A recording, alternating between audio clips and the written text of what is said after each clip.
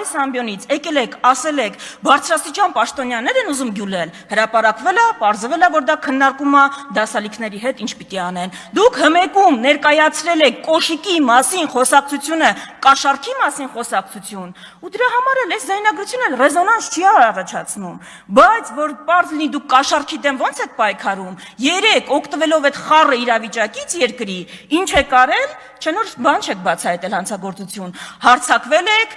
Արթուր Չախոյանի վրա, որը բացահայտել է, հրապարակել է Տիգրան Ավինյանի ենթադրյալ կաշառքի գործողությունը, ու դուք ոչ թե դրան ընթացք եք տվել,